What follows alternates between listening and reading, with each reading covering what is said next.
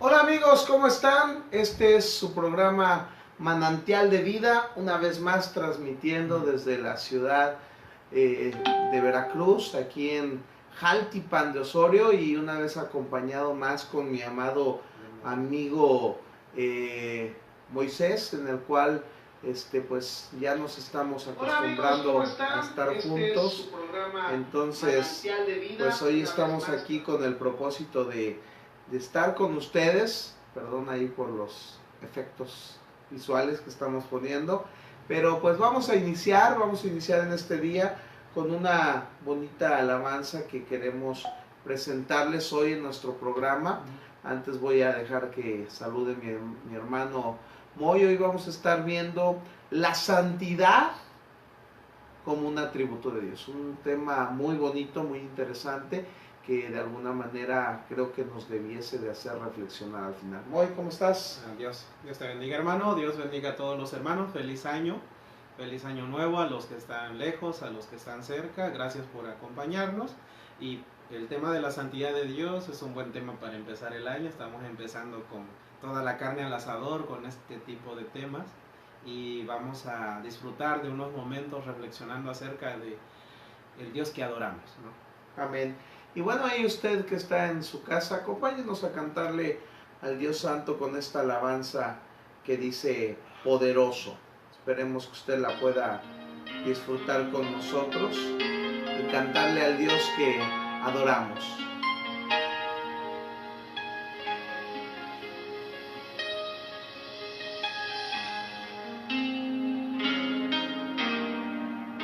Sentado en su trono rodeado de luz,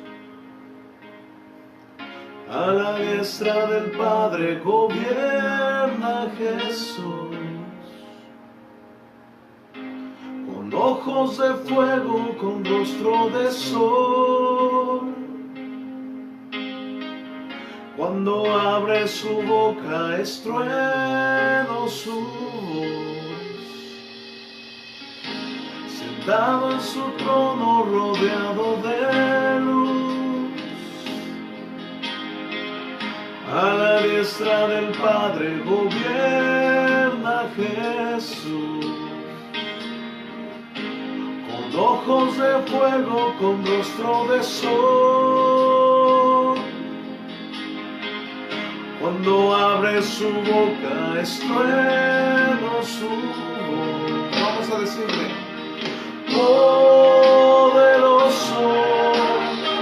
en majestad y reino, poderoso,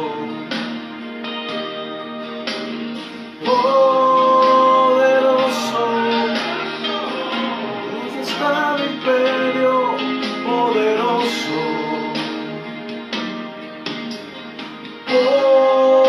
poderoso, en majestad y reino, poderoso,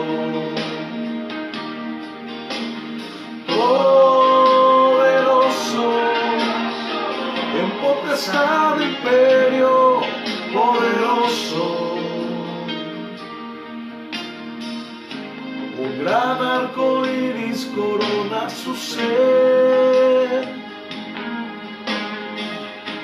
Él es el Cordero que pudo vencer. Él es el primero, Él es el postrer, y arrojan coronas delante de Él. Poderoso, majestad y reino, poderoso,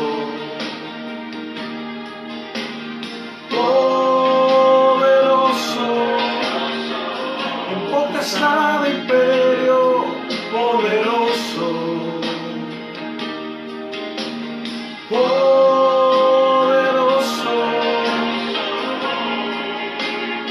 es poderoso, es poderoso, Señor, poderoso, potestad de imperio, poderoso.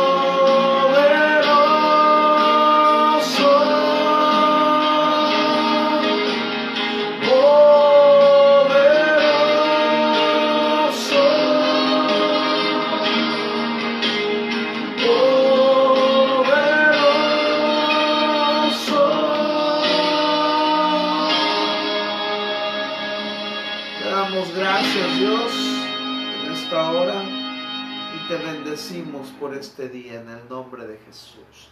Gracias te damos, Dios. Y bueno, pues después de haber entonado esta bonita alabanza, vamos a tomar el tiempo para seguir con esta temática. Y pues les repito, es una de las temáticas que de alguna manera impactan o debieran de impactar nuestras vidas, porque al día de hoy, Moisés, creo que hemos malentendido la santidad de Dios. Hemos entrado en un concepto que se ha fundamentado, establecido, creado en base a los criterios de denominaciones, de iglesias, de personas que han hecho de la santidad un chilaquil. Por supuesto, la verdad, la santidad de Dios, la santidad como concepto, depende del movimiento, denominación, el predicador, del criterio, la opinión de muchas o de una sola persona para algunos. Y lamentablemente esto ocurre porque no todos tienen una idea concreta de qué es la santidad de Dios, hasta dónde llega. Y no hablo como una persona que sabe todo lo que corresponde a la santidad de Dios, pero cuando entendemos acerca de lo que la santidad de Dios se trata, entiendes, te das cuenta, se te abren los ojos de que te has engañado a ti mismo. En muchos aspectos de tu vida te has engañado a ti mismo. Hay muchas cosas que le llamamos santidad que no son santidad por muchas razones bíblicas, y que es posible que algunas personas están asistiendo a iglesias donde no se está enseñando la santidad de Dios. Y creo que partiendo de esto, la pregunta inicial debiese de ser ¿qué es la santidad? Pero creo que podríamos empezar con ¿qué no es la santidad? Porque yo te pudiera preguntar, Moisés, ¿usar corbata me hace más santo? ¿Usar un velo, un pantalón o no usarlo me hace más santo o menos santo? Porque creo que hoy la gente está colocando objetos tan variados como parte de la santidad de una persona. Sí, hoy para muchos, incluso algunos aseguran que hay un tipo de santidad externa, ¿no? A la cual muchos valoran bastante, y lamentablemente la Biblia no te enseña eso. La santidad como tal no depende de lo que uno trae puesto, no depende de las cosas temporales, por las vanidades. O sea, también hay personas que piensan que son santos porque traen un cuerno, ¿no? Traen un cuerno de un chofar, porque traen una vestimenta tipo judía. Otros consideran que son santos porque no se enferman. Otros consideran que son santos porque ayunan mucho, oran mucho. Y sinceramente, una persona que entiende la santidad de Dios sabe que puede tener santidad mientras está orando o ayunando, como también compartiendo los alimentos con otra persona. Para muchos santidad es castidad, ¿no? Castidad, no tener mujer, no tener esposa, ¿no? Para otros santidad es apartarte del mundo, ser monástico, ser un monje que no tiene ninguna relación con nadie, vive encerrado solamente, intentando contemplar a Dios, alejado de la realidad. Y ninguna de esas cosas es ser santo. Y creo que esto causa preocupación, hermanos, porque no sé a cuántos de los pocos, muchos que nos lleguen a escuchar, se nos ha dejado claro que una persona que has visto ayunar durante 5 días y no ha tomado agua, es una persona santa, y realmente no tiene de escritural nada que ver con que esa persona esté siendo santa por hacer eso. Creo que más bien vamos a ir explicando, pero el resultado del ayuno, el resultado de vestir honestamente, el resultado de hacer o dejar de hacer cosas, es más bien el resultado de la verdadera santidad, que es producida por algo distinto y que es colocada por alguien que coloca el estándar de qué es la santidad.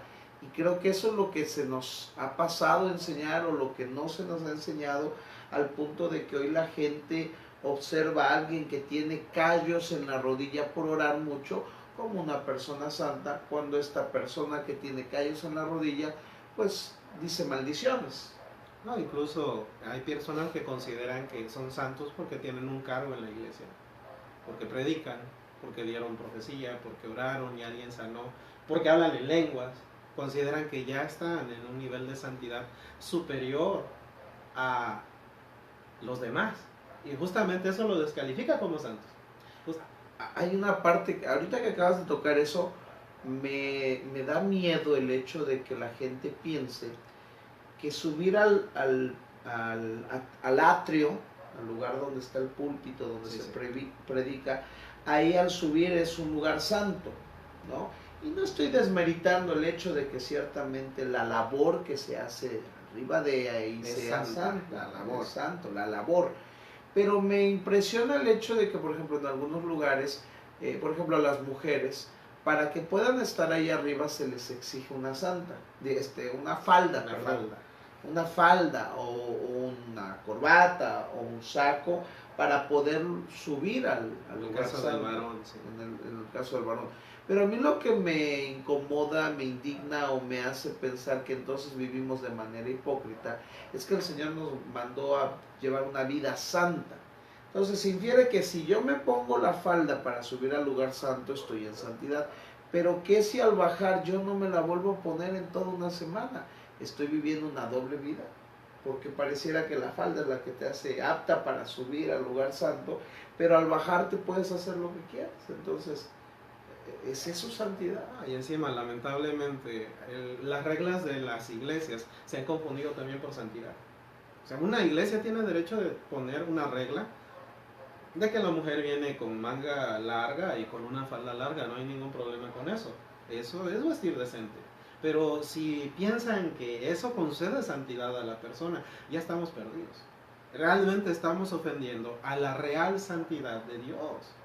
Muchos no lo consideran. Yo he visto hermanos que están muy, de alguna manera, satisfechos de que pues en mi iglesia la gente va con corbata, el predicador que no sube no tiene que usar corbata, el que sube, y guarda una disciplina. Mira qué santidad guarda. Y no puedo asegurarlo. Al entender un poco de la santidad de Dios, yo me llevo las manos a la cabeza y digo, ¿por qué están tan satisfechos con algo tan pequeño? Por algo tan pequeño que no involucra lo que realmente es la santidad de Dios. A decir verdad, eso también creo que si pudiéramos hacer un resumen solamente de esta parte de que no es santidad. En primer lugar, la santidad no es las prendas. Las reglas locales de una iglesia no son la santidad. Mis opiniones personales sobre lo que me parece más santo que otras cosas tampoco son santidad si no emanan de las escrituras. Los cargos no conceden santidad. Y por último, los dones especiales o maravillas tampoco conceden santidad.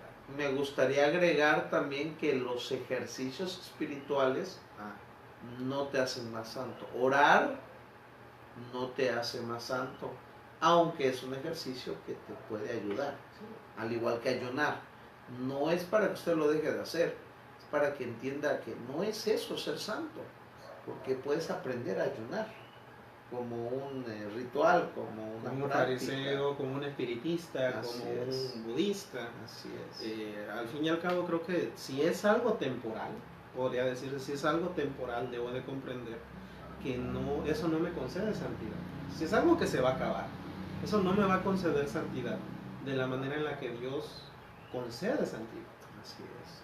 Entonces, creo que aquí pudiéramos entonces dar la transición a la idea de que qué es lo que realmente es santidad, qué es la santidad a la luz de las Escrituras, qué es la santidad en cuanto a su significado, en cuanto a lo que es el ser de Dios como santo, porque precisamente el título era la santidad como atributo de Dios.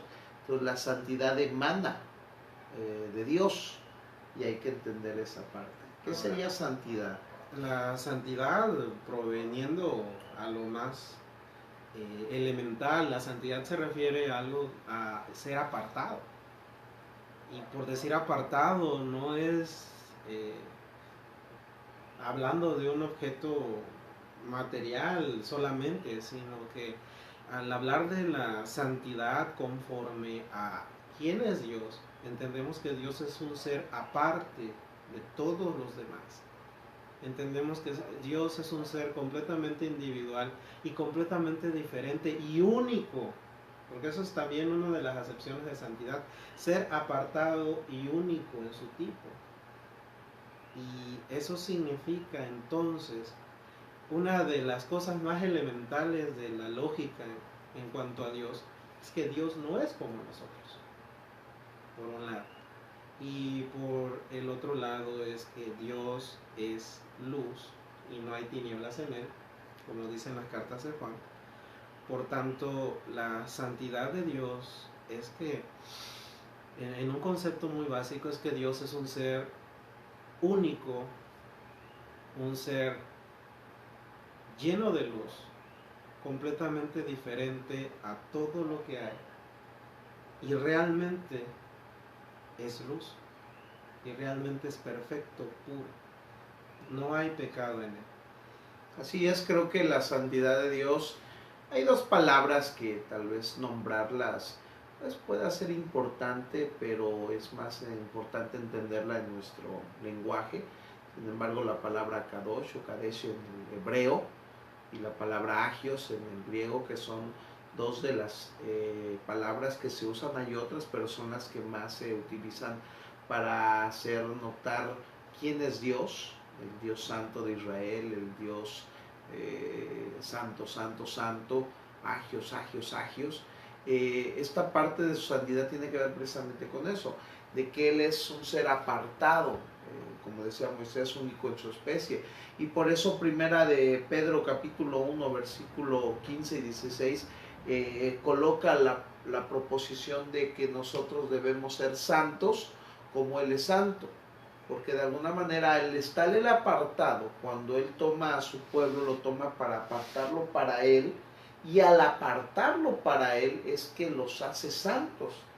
Y en el momento, hablando teológicamente, ocurre lo que es la santificación posicional, en donde Dios, Él, no nuestros actos, no nuestros ayunos, ropa, vestimenta, al colocarnos en sus manos y traernos hacia Él, Él nos hace santos porque nos abriga. Ellos ya eran un pueblo santo antes de las reglas levíticas, antes de las reglas sacerdotales, ya eran un pueblo santo.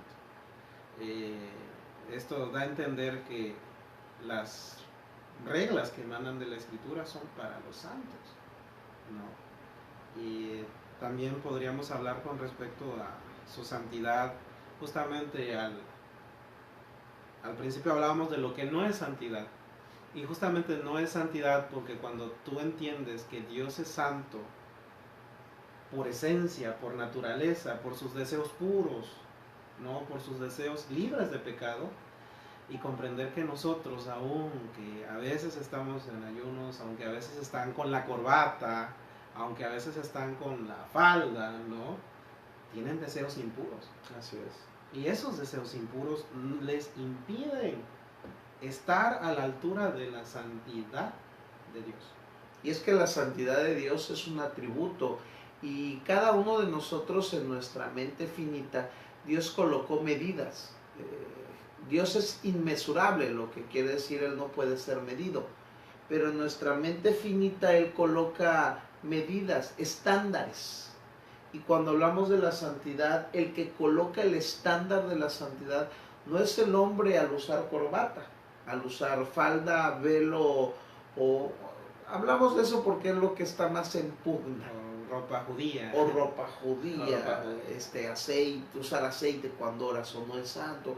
Cosas de ese tipo. Nosotros no somos los que ponemos el estándar de la santidad, sino aquel a quien le pertenece el atributo, que es Dios, es el que coloca el rango. Y aquí me gustaría tal vez que nos ayudes a comprender esta parte de cómo Dios coloca su santidad, cómo la emana, cómo la experimentaron los hombres que lo llegaron a palpar, a ver Isaías, no sé. Sí, justamente hablando de Isaías en el capítulo 6 de su libro, él muestra la visión que tiene del trono de Dios. Ahí podríamos recomendar la serie de conferencias de R.C. Sproul, La Santidad de Dios. Segunda conferencia habla muy bien de esto. Y es impresionante que es un texto que a veces quizás pasamos de largo. El comprender que Isaías estaba en el año que murió el rey Usías y vio a Dios en su trono grande y sublime, vio a Dios como el ser supremo de todo el universo en el año en que su rey murió. Hoy vivimos en una época un poco intensa en cuanto a lo político dentro de nuestro país, y Isaías vivía algo similar en su tiempo. Isaías vio la visión del Dios Todopoderoso como Dios queriéndole decir: ¿qué te preocupas de la vida material, la vida secular, cuando hay alguien más poderoso sentado sobre el trono del universo? ¿Qué te preocupa? ¿Quién está sentado, en nuestro caso, en la silla presidencial? Cuando hay alguien sentado en su trono que nunca va a dejar de gobernar, y que este ser sentado en su trono, nos dice la Escritura, que es de tal majestad y de tal poder que en la visión sus ropas llenaban todo el templo, dando a entender su potestad. Es la ropa en sí, el largo de la ropa en la antigüedad describía la potestad, el poder, la capacidad de alguien de hacer algo, ¿no? Justamente Dios es santo porque muestra resultados, porque no se le puede contrariar, porque no se le puede decir: oye, tú prometiste esto y no lo hiciste. Justamente Dios es santo. Más adelante hablaremos un poco más de esto, pero ahí es donde Isaías, que nosotros decimos: Dios es santo, Dios es poderoso, pero debemos de aceptar que hay momentos en nuestra vida donde nos impacta quién es Dios y entendemos un poco más de su poder. Isaías tuvo una visión en ese capítulo 6, donde, llegando a la parte más intensa, aparecen los serafines, los seres que tienen 6 alas, con 2 cubren sus rostros, con 2 cubren sus pies y con una vuelan.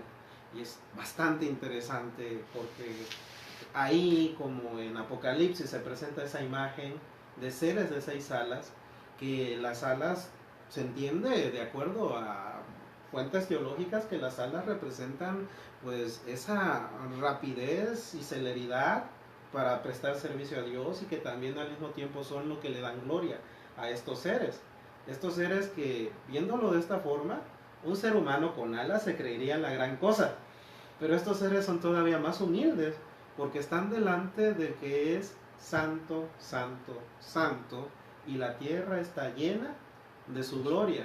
Y una vez terminan de cantar eso, vuelven a cantar: santo, santo, santo, la tierra está llena de su gloria. Y eso es un hebraísmo, el santo, santo, santo, kadosh, kadosh, kadosh, que no es una repetición al rumbo. Ellos presentan ese canto delante de Isaías, y a Isaías le debió haber impactado. En el español, tú dices: ¿eso qué? ¿No? O sea, puedo decir como 27 veces santo, y como que no lo siento, ¿no? Pero Isaías en verdad lo sintió, esa repetición de santo, santo, santo. Es que los hebreos no repetían las cosas por casualidad. Una misma palabra repetida más de una ocasión era importante, pero las cosas más importantes, las más importantes, se repetían hasta una tercera ocasión. Puedo dar como ejemplo: Jesucristo decía: de cierto os digo. 2 veces. 2 veces. Un predicador mortal de hoy en día dice: ¿cuántos dicen amén? A veces el pueblo está así: amén, ¿no? ¿Por qué? Porque es un predicador mortal. No hay nada de malo en eso, en animar al pueblo, a los que se están durmiendo y todo eso, que no deberíamos de dormirnos entendiendo la santidad. No me podría dormir entendiendo la santidad de Dios, y yo como predicador no debería de andar haciendo esas estrategias, entendiendo delante de quién estoy. Me recuerda, por ejemplo, a Pablo predicando, trasnochando a la gente, y se duerme uno y cae muerto, ¿no? Y de alguna manera, no ofendiendo al que cayó muerto, pero indica la santidad de Dios, ¿no? El momento en que Pablo estaba disertando la palabra santa y poderosa de Dios, y que cayó alguien muerto. Yo creo que ese evento a muchos causó impacto con el propósito de que no se volvieran a dormir. No, o sea, ahí estaba Pablo, que tenía los dones y resucitó al muerto, pero son manifestaciones que Dios deja en las Escrituras que son importantes a nuestros días, porque debieran de mostrarnos el nivel de lo que Dios ha establecido para la iglesia, para su pueblo. El hecho de mentirle al Espíritu Santo son manifestaciones de lo que es su santidad. Y en base a los serafines que mencionas, y quiero añadir eso, lo hermoso es que se infiere que de las cosas creadas de Dios, los querubines y los serafines, se infiere que son lo más hermoso, los más poderosos. Más poderoso en representación. Aún de ellos abajo están los arcángeles, ¿sí? Que si eran jefes pero están arriba de ellos los serafines y los querubines, y siendo hermosos a la percepción de Dios, no a la nuestra. Es hermoso como tienen 6 alas, y pudiéndolas usar enfrente de las 6, colocan 2 para cubrir sus rostros, 2 para cubrir sus pies, porque no se sentían lo suficientemente dignos para poderse presentar delante del Dios Kadosh, Kadosh, Kadosh, a simple modo. Cuando hoy nosotros como humanos vamos de otro lado, arrebata, arrebato, por otro lado hacemos canciones muy lindas porque Dios estuvo siendo bueno con nosotros y nos concedió algo, lo cual no está mal, no está mal. Dice la Biblia, bendice alma mía Jehová y no te olvides de ninguno de tus beneficios, pero si podemos, de sus beneficios, pero si podemos aprender algo de los ángeles es que ellos, los serafines, ellos están en un nivel mayor. Ellos están en un nivel todavía mayor. Ya no adoran a Dios solamente por la bondad que Dios tuvo de crearlos, o de concederles 6 alas, o de concederles ser los seres más cercanos al trono de Dios. Es decir, son tan poderosos que todo su poder lo necesitan para servir a Dios. Y todo su poder lo necesitan para que, desde el tiempo que fueron creados, quedarse prendados de la santidad de Dios. Un ser humano no lo aguantaría. O sea, esos seres serafines, a mí me encanta la idea, los serafines nunca se sentarán en el trono. La Biblia no me dice que ellos se sentarán en el trono. Eso está concedido para la novia de Jesucristo. Esto está concedido para la iglesia. Y nosotros no tenemos comparación con los serafines. Ellos, sin ningún problema, podrían rechazar eso, porque ellos van a ir. Ellos que tienen las 6 alas, podríamos representarlo como dones. 4 de ellos lo utilizan para vivir humildes delante de Dios, y 2 de ellas los utilizan para servirlo. Hoy hay personas que reciben un don, por decir así, haciendo la alegoría entre las alas y los dones. Una persona que hoy en día recibe un don llega a volverse prepotente, soberbio, delante de Dios, delante de los hombres, sin entender ni idea de que el Dios santo, santo, santo, cuya tierra está llena su gloria, lo está observando. Y ese es un problema, porque al no entender la santidad, algo glorioso y sublime es que los ángeles han entendido quién es Dios. No lo han visto solo como su creador, no lo han visto como el que los capacitó. Ellos experimentaron un poco de lo que experimentó Pedro, Juan, Moisés, cuando vieron su gloria, la transfiguración, cuando lo experimentaron, a un Isaías, un Ezequiel, que pudieron palpar más allá de su gloria. Ellos Habacuc, ¿sí? Calle delante de mí toda la tierra. Entonces ellos empezaron a ver un poco más allá de lo que Él era en su naturaleza, y observan que Él es santo.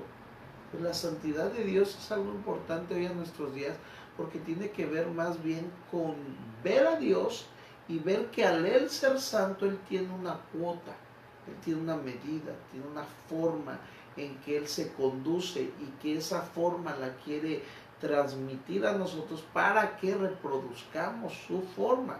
Por eso es: sed santos como yo soy santo. Y su santidad de Dios no está reflejada en prácticas, vestimentas, alimentos, sino en una forma, un estilo de pensar, sentir, vivir, una esencia de actuar. Y eso es lo que estamos perdiendo de vista hoy, atribuyéndole a vestimenta santidad. Dicho sea de paso, que esto no tiene que provocar que el que está viendo esto no se vista decorosamente, porque entonces no estará entendiendo aún la santidad de Dios.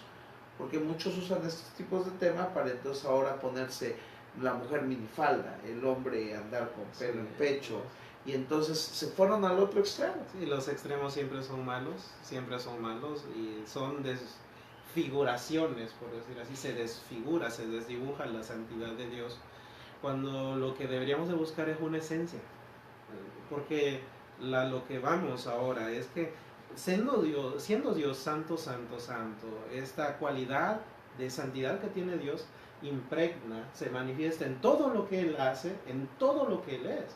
Dios es como creador santo, lo que hace lo hace perfecto, ¿no? Su palabra es santa, su palabra es adecuada, lo que Él declara que es su palabra es perfecta, como nos dicen los salmos. Ahora, Levítico en el Antiguo Testamento, que establece las reglas al pueblo, establece que Él es un Dios santo y que en base a que Él es santo, Él quiere un pueblo santo.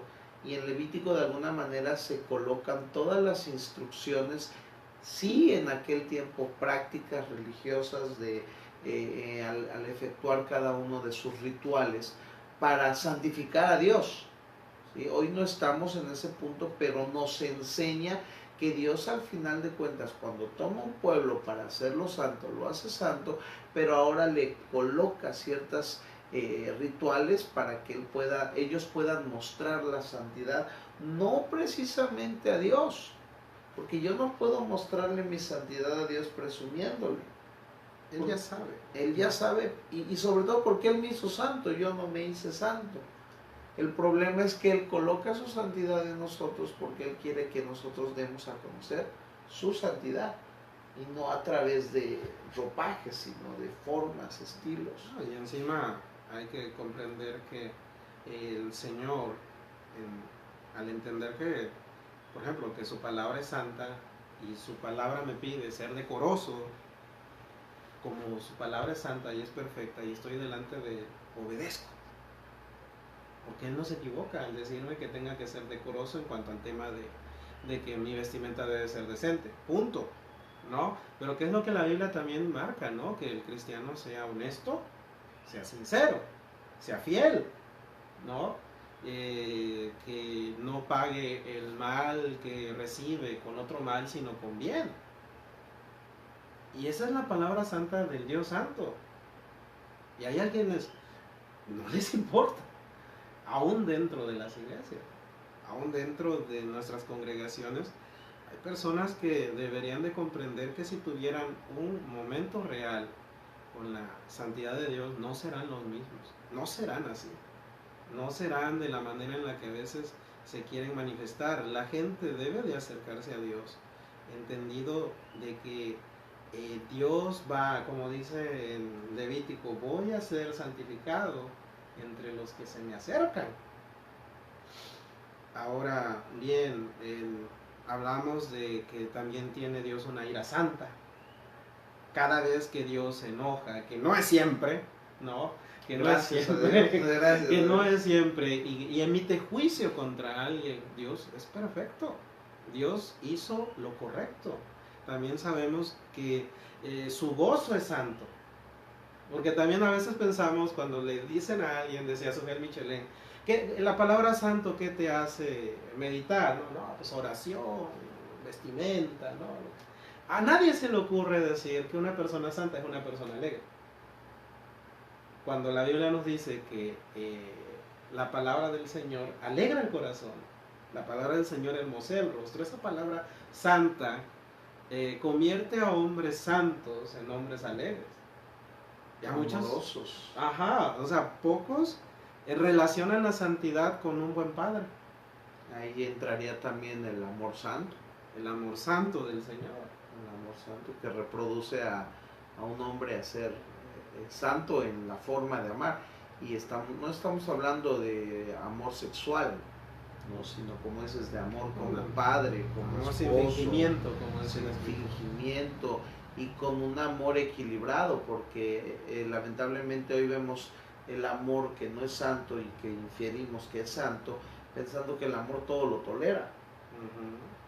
Equivocándonos cuando, como dices tú, la santidad de Dios conlleva el juicio de Dios. Sí.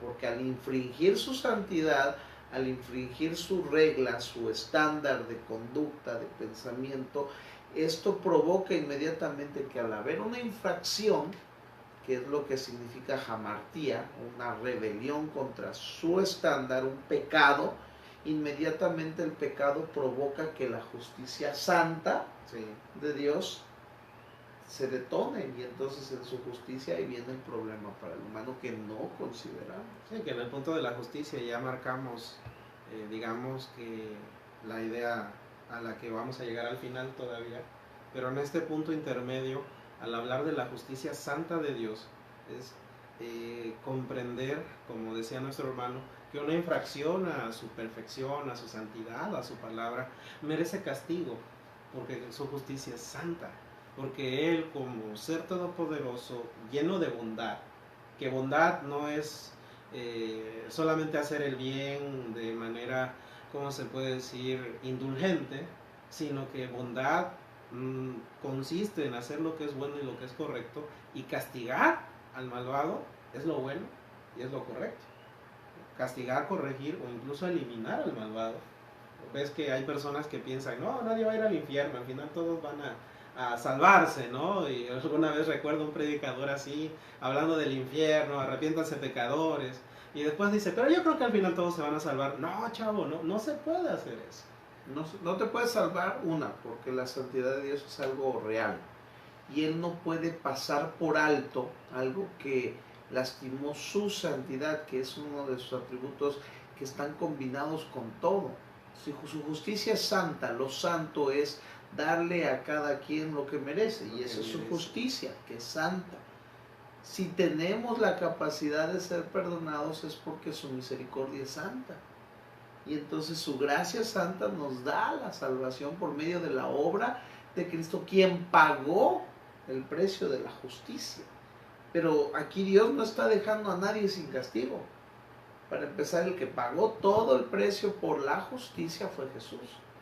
Al no creer en Él, no podemos estar en su capacidad de rango, porque Cristo es el que se imputa en nosotros, su santidad en nosotros nos permite recibir salvación. Así que no podemos creer que la bondad del Señor tiene que ver con que Él todo lo perdona. No, cuando el Señor viene, sí todo lo perdona, pero eso no nos deja exentos de justicia. Sí, antes de entrar al punto de Jesucristo, tenemos que también comprender que como el estándar de justicia está sentado en un trono alto y sublime, yo no puedo aplicar mi estándar de justicia, el que yo pienso, a las personas. Y ese era el error que cometían los fariseos. Ellos tenían sus 613 reglas bien marcaditas, y eso es lo que le administraban a la gente. No hagas esto, no hagas lo otro, no comas. Las religiones, otras religiones tenían esa forma de ver la vida hasta el día de hoy. Movimientos, iglesias, pastores, predicadores tienen esa forma de ver la vida en cuanto a la santidad de Dios. Y alguna vez Pablo dice en Colosenses que a lo mejor tienen algo que enseñar de honestidad, de modestia, de dominio propio, pero no tienen poder contra las obras de la carne. Entonces, comprender que Dios merece ser adorado por su santidad, porque es perfecto, esa es la hermosura de la santidad, ¿no? Es lo que provoca la adoración, y eso es lo tienen que entender los líderes de alabanza de hoy en día. Sobre todo el adorarle en la hermosura de la santidad. Es triste ver líderes de alabanza que tienen dobles vidas, o sea, y que se relajan en esta falsa gracia, y digo falsa porque la llevan por caminos incorrectos, porque no ven la gracia santa de Dios, la misericordia santa, sino que ven una gracia barata, como lo diría alguna persona. Y muchos terminan alabando al Señor, como hablábamos de... No puedo estar totalmente en contra de las músicas que se utilizan más modernas, ¿no? Al fin y al cabo me pueden gustar algunas, pero yo sé que Dios no va a ser adorado porque la música me gusta. Y no le puedo dar al pueblo lo que el pueblo pide porque es el último disco del de moda. Yo tengo que analizar lo que voy a colocar para dirigir la alabanza al pueblo.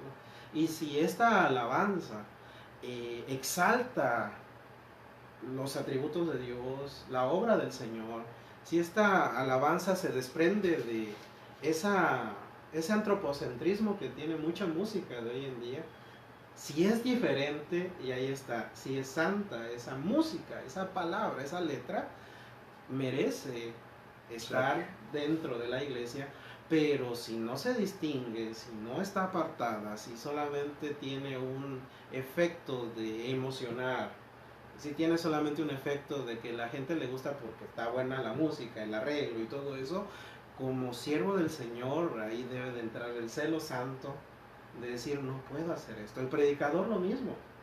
El predicador debe de olvidar que se trata de él como protagonista. El predicador, incluso nosotros mismos en este momento, debemos de dar a entender la idea de que aquella persona que se acerca a Dios, que va a escuchar la palabra de Dios, que va a adorar a Dios, va a concentrarse en Dios. Y nada más, y va a poder observar la hermosura de la santidad de Dios, acercarse en una comunión real a Dios. No es que muchas veces te dicen, acércate más a Dios, busca más a Dios. ¿Cómo? Desprendamos toda la paja y empecemos a dar la sustancia. ¿Por qué? Porque la justicia de Dios demanda eso. Porque pongámonos a pensar que si en nuestra iglesia no se está predicando bien la palabra, se está haciendo de manera centrada en el hombre, en los beneficios, en lo material, y la música está solamente para deleitar al oído delante del Dios Santo, cuando el Dios Santo decida juzgar la iglesia, porque Dios lo hace, cuando Dios decida cortar, ¿no? Yo conozco un varón que el Señor le dijo, en este año voy a cortar lo que en mí no lleva fruto, y empezaron a caer líderes, punto. ¿Por qué? Porque Dios es santo. Y hablando de Isaías, que habla de su santidad, cuando nosotros empezamos, como dices, el capítulo 1 de Isaías, lo primero que Dios reclama y en lo cual reprende a su pueblo es que les dice, sus lunas nuevas, sus llamadas a congregarse me tienen harto, estoy cansado de sus cultos, estoy cansado de su predicación, de sus alabanzas. Si lo transportamos al 2018, eso diría el Señor, a lo que le dije, 2019 ya, perdón, eso estaría diciéndonos a la iglesia, a lo que le dijo Isaías con las prácticas del tiempo de Isaías. Ahora con nuestras prácticas pudiera ser, me tienen harto con sus cena del Señor, me tienen hartos con su musiquita de princesos, diría Moy, y que yo me uno a esa palabra, me tienen harto con sus predicacioncitas de prosperidad, me tienen harto, porque no hay sustancia, no hay santidad real. Dios podría decirte, estoy harto de que venga y le pongan chunchaca al pueblo, no porque esté en contra de la chunchaca, sino porque muchos van porque les deleita el oído. No, y la música que, perdóname que te interrumpa, la música que están poniendo, sacando música literalmente, ritmos de música pagana, en donde la trasladan al mundo cristiano y solo le cambian la letra. Si te vienen a contar cositas malas de mí, ahora ya la cambiaron y la hicieron cristiana. Eso es aberración. Es algo que realmente yo creo que el Señor, si estamos de pie, es por la sangre preciosa del Hijo.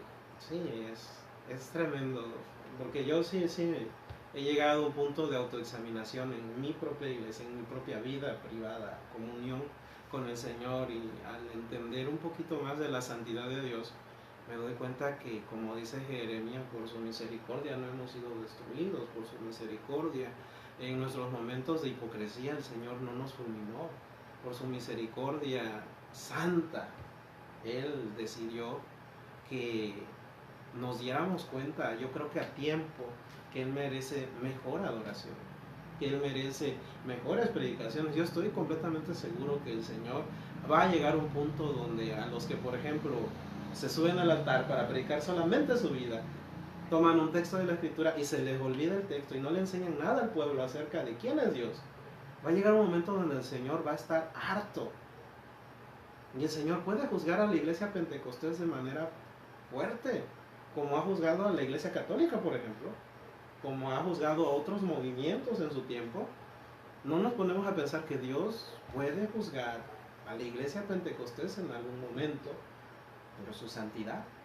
Y es que estamos al límite porque de alguna manera fuimos honrados, hablando históricamente, si quieres, con los dones. La iglesia pentecostal cambió un mover en donde Dios, como en otras reformas, quiso reformar ahora a través de su espíritu, porque ya había reformado con su palabra y ahora venía a que esto pudiera tener más sustancia entre el equilibrio del conocer y de su poder, y tendría más gloria este tiempo, y que nos hemos quedado con el poder sin la palabra, sin el entender, y ha ido declinando el mover pentecostal al punto en donde, como decimos, ya solamente hay paja y la palabra de Dios se ha olvidado, y hemos caído en lo que la Iglesia Católica Romana cayó en el siglo XV, XIV, en donde estaba un obscurantismo y la Biblia no se conocía.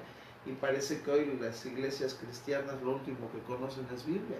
Conocen cantos, artistas, métodos de santidad, igual que en la Iglesia Católica, y lo que se ha olvidado es de quién estamos hablando y de quién debemos de hablar. Tiene sus santos predicadores. Tiene sus santos predicadores. Tiene sus predicadores infalibles. Lo cual a mí me impresiona cuando veo en los comentarios de Facebook, el hermano fulano de tal, todo lo que dice es bíblico. ¿Qué? Y no es por demeritar a ningún predicador, sino que yo no puedo afirmar mi fe solamente en lo que dice una persona. ¿No? Los de Berea en Hechos de los Apóstoles muestran que aún, si usted quiere verlo de esa manera, juzgaron no en cuestión de juicio, sino juzgaron en cuestión de escrutinio lo que Pablo habló. Fueron a sus hogares y abrieron las escrituras y pusieron en balanza lo que dijo con lo que estaba escrito, y entonces fue como le creyeron, ¿no? Y el Espíritu Santo los honra al mencionar eso en la escritura. Así es. O sea, hoy dirían algunos, no juzgues, no juzgues, no digas nada ahora por ellos. Pues ese tipo de personas el Espíritu Santo como que no menciona esa actitud. Y es que al final, cuando nos damos cuenta, entonces, ¿qué es lo que ha detenido el juicio sobre nuestras vidas? ¿Qué es lo que todavía nos ha concedido la oportunidad de levantarnos para poder seguir sirviendo al Dios vivo? La respuesta lógica es Cristo. La santidad de Cristo es lo que realmente ha detenido el juicio de Dios, y es la santidad que Él mostró en la tierra, lo que Dios envió para mostrar también quién es Él como santo, porque al final de cuentas entendíamos la clase antepasada en la cristología que Cristo es Dios, y al manifestarse como hombre vino a manifestar también los atributos del Dios divino, y Él se vino a manifestar como un Dios santo, como un hombre santo, que puso las reglas para que las entendamos ahora de cómo quiere Él que nos movamos. Y su obra, a final de cuentas, creo que es la que está poniendo la mano, como dice Efesios, que Jesús es el intercesor entre Dios y los hombres, y es por eso que no ha caído el juicio. Juan en su primera carta dice, si alguno hubiere pecado, abogado tenemos. Y los pecados, al principio decíamos, son rebeliones en contra de la santidad de Dios. Yo me impresiono de saber cuántas veces predicamos mal, cuántas veces adoramos lo que como no deberíamos de adorar, cuántas veces reflexionamos mal acerca de la vida, cuántas veces no tenemos malas actitudes. ¿Y por qué no he sido consumido? Hay que ser reales. Ananías y Zafira no pudieron detener el juicio. Usa no pudo detener el juicio. Nadab y Abiú, podríamos hablar de eso en la próxima semana, no pudieron detener el juicio de Dios. Israel no pudo detener el juicio de Dios cuando le tocó. Jonás no pudo detener lo que Dios iba a hacer. No. Sodoma y Gomorra no pudieron detener. Moisés una vez se enojó y no pudo Usías quedó leproso, al ver todo eso, y hoy vernos a nosotros, que seguimos, y que podríamos decir que por la promesa de Cristo a su iglesia, Dios nos considera santos, porque ahí es donde entra ese tema tan hermoso que es la santidad imputada, con lo cual tú podrías ilustrar al pueblo. La imputación de la santidad, con lo cual casi ya vamos a estar cerrando, es lo que nos mantiene de pie, porque hay dos tipos de poder ver la santidad de Dios, la santidad posicional y la santidad progresiva. Cuando hablamos de la santidad posicional es la que Cristo nos imputa. Imputar es colocar sobre alguien algo, aunque la persona no lo haya pedido. Simplemente es recibir algo por gracia. Y esto que recibimos de ser santos, porque la Escritura nos llama a los que hemos recibido a Cristo, los que Él ha elegido, nos llama santos no por nuestros comportamientos. Ciertamente al estar pigmentados, permeados, llenos, rociados de la sangre de Cristo, del Espíritu Santo, se inicia de fault un proceso que nos lleva a santificarnos de manera progresiva y continua. Esa es otra cosa, pero ya Dios, al haber hecho la obra en la cruz del Calvario, Jesús, resucitar, subir a los cielos y enviar la promesa del Espíritu Santo al que le recibe, queda imputado como santo, y somos santos en Él por lo que Él hizo. Y por esa sencilla razón Él nos demanda a ser santos. Santos en esencia ahora, porque hemos recibido a su Hijo en nuestro interior. No podemos ser santos en cuanto a perfección, no podemos ser santos en cuanto a trayectoria, como Él fue el Hijo perfecto, Él fue el hombre perfecto, ninguno de nosotros lo vimos. Él fue el predicador perfecto, Él tenía todos los dones, Él fue la bondad misma, Él censuró y, ¿cómo se puede decir?, denunció la maldad en su tiempo.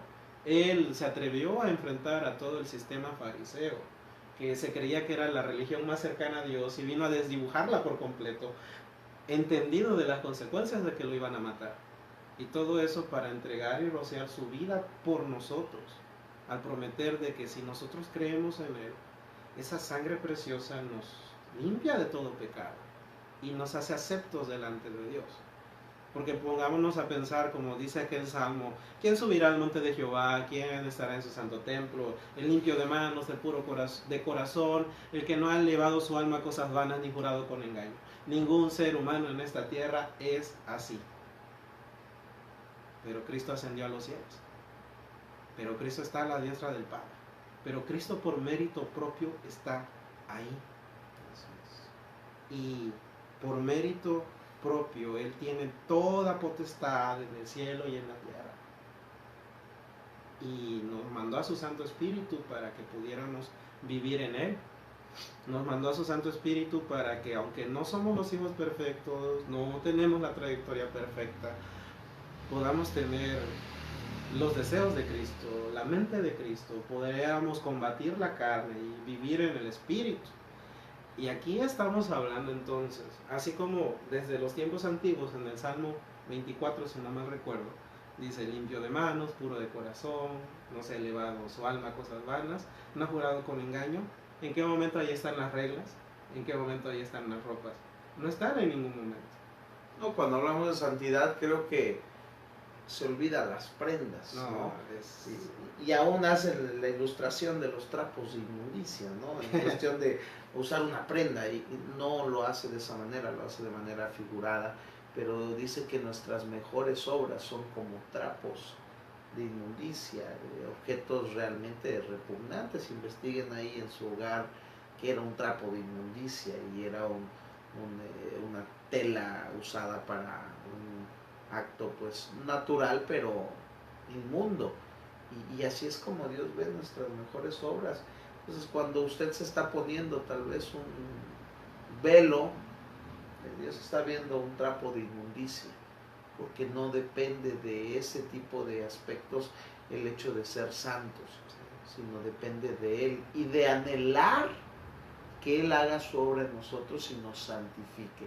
Creo que esta temática no nos lleva a que seamos santos por nuestra propia naturaleza. Esta temática nos lleva a entender quién Él es como santo para poder anhelar ser como Él.